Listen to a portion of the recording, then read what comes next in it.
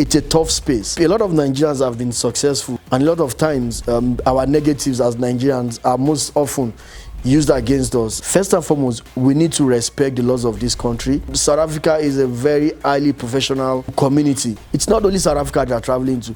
It interests you to know that a lot of Nigerians are even going to Togo. A lot of Nigerians are going to Benin Republic. A lot of people are traveling to these countries.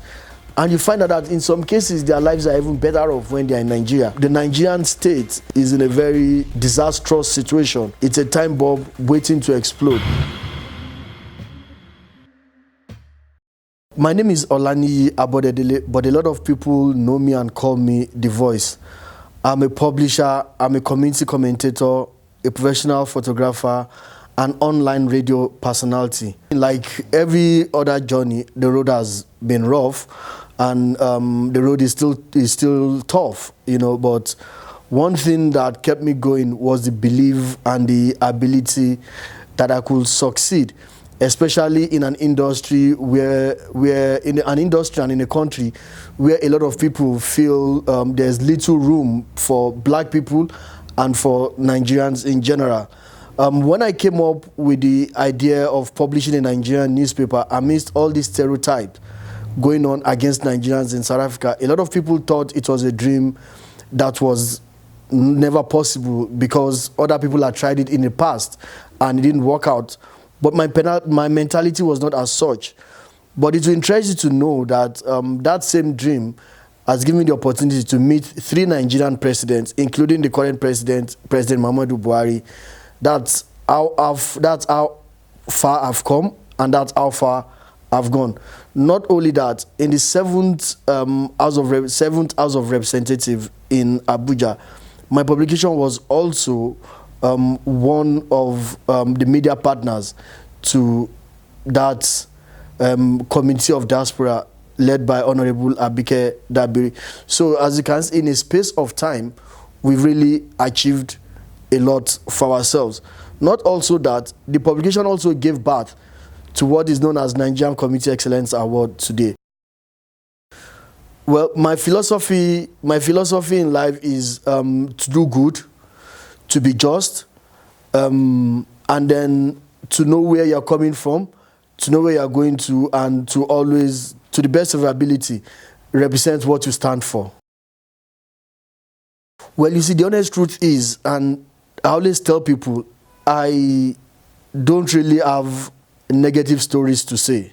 You know, it's not been all rosy though, but a lot of issues that a lot of our brothers come through, I doubt if I'd ever experienced them.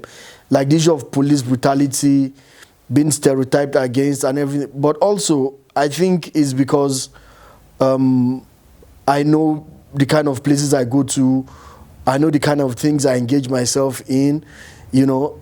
I guess that is also very important anywhere you find yourself. I'm not saying those things don't exist, they do exist, but we need to be careful as people that are not citizens of any place we find ourselves in. We must try as much as possible to put ourselves in good positions, not to compromise ourselves and our safety. So I'm not going to say it's funny, but I know a lot of people also experience that. I think is also important the way we engage people and the way we interact with people as well, because it also matters as well, you know. So the experience has been that of good. It has been that of struggling, like any normal person going to any foreign land, you know, that he doesn't know anyone. So it's been a pretty good experience.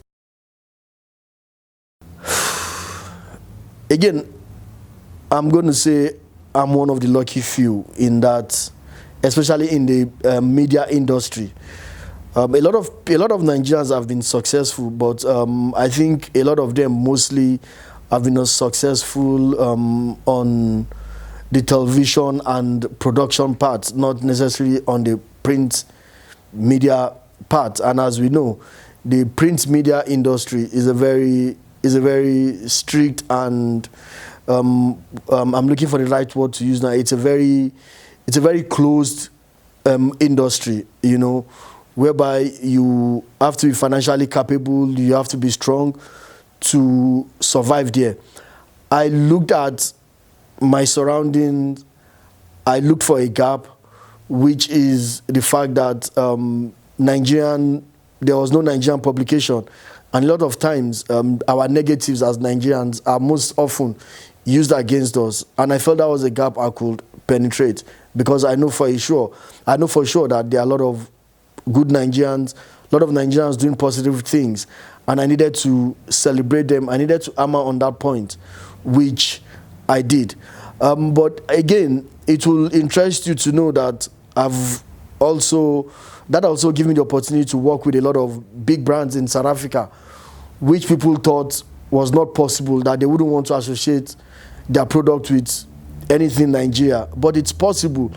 All it takes is just for you to be focused, for you to be determined, for you to be professional.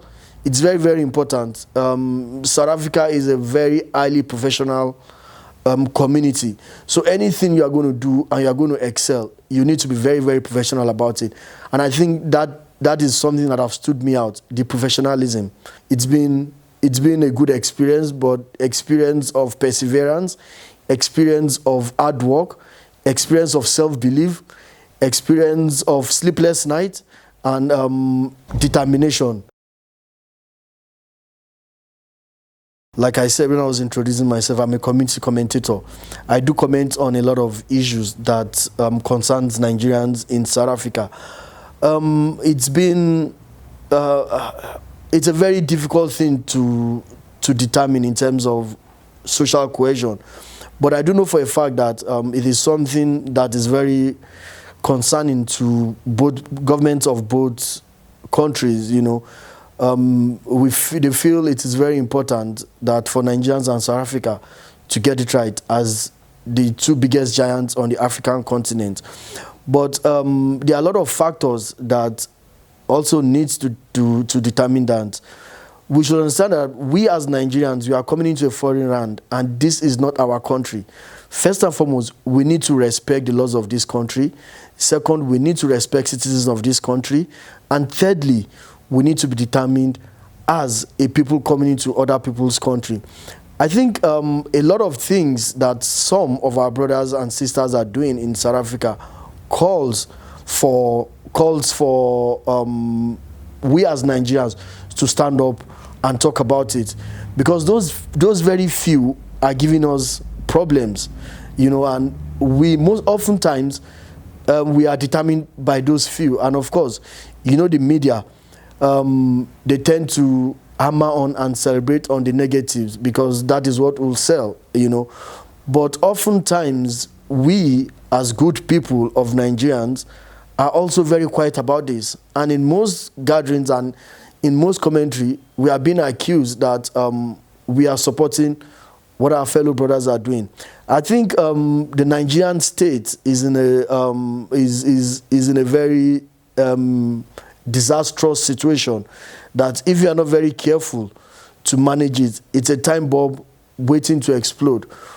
But importantly, we cannot afford to go that route, because the population of Nigeria alone is 200 million. And I can imagine if there's a breakout of civil war in Nigeria, which African country is going to accept us as refugee? You can imagine that. So for that reason, we can't afford that.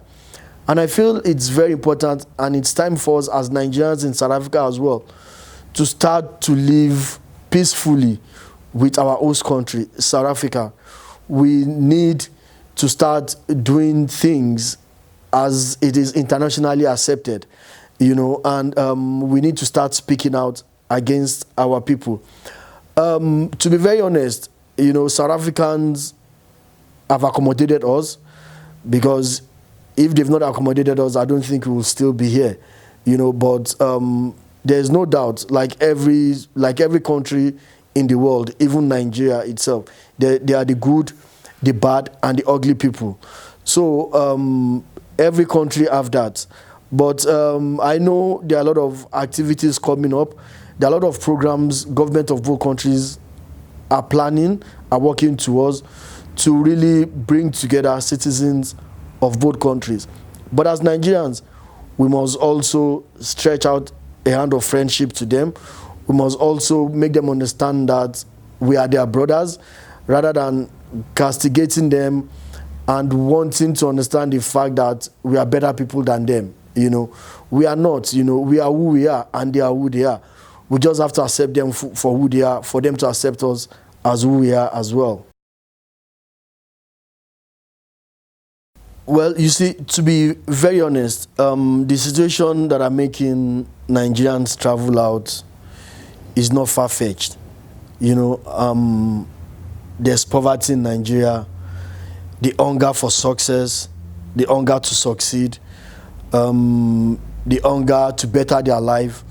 Those are factors. The need to be in a more developed society, you know. And as we know, there are a lot of crises going on in Nigeria now. A lot of people feel they are not safe, and every little opportunity they see to travel out, they travel out. It's not only South Africa they are traveling to. It interests you to know that a lot of Nigerians are even going to Togo. A lot of Nigerians are going to Benin Republic. A lot of Nigerians are going to Ghana. A lot of Nigerians are going to Ivory Coast. So you can imagine that, you know, it's the situation of the country. But again, you see, as Nigerians, we need to be able to identify the reasons why we are traveling out. Because also, a lot of people are traveling to these countries, and you find out that in some cases, their lives are even better off when they are in Nigeria. You know, they travel to this country, they travel out of Nigeria, they don't have plans for themselves, they don't really understand what they want to do. You know, they get to wherever they are going, they get stranded, they can't get jobs. You know, they are not willing to better their life in terms of further educating themselves or learning something.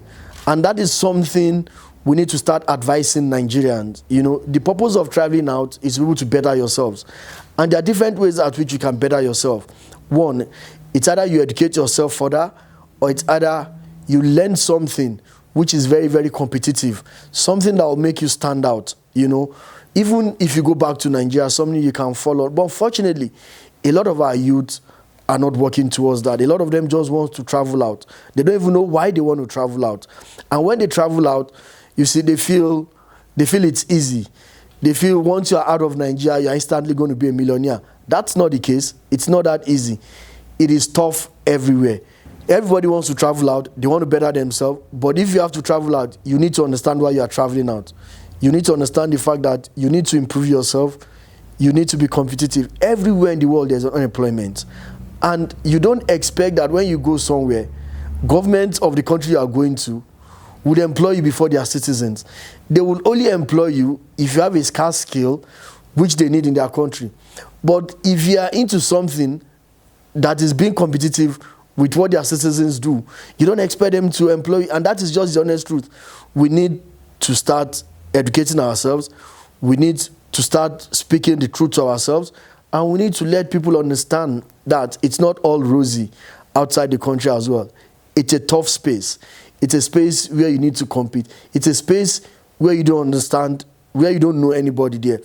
I mean, in South Africa, there are a lot of Nigerians on the street, you know, looking for survival, looking for means of survival, which I personally feel, in most cases, even if you are there in Nigeria, they will do better. But if the funny part of it is, what they are willing to take up here, they are not willing to take it up in Nigeria, which makes it a bit very difficult for them. So Nigerian youths need to understand, if they need to travel out, why do they need to travel out? Stay out of crime, be good ambassadors of Nigeria, fly the green, white, green flag very well, represent your family, represent your country, and stay out of trouble.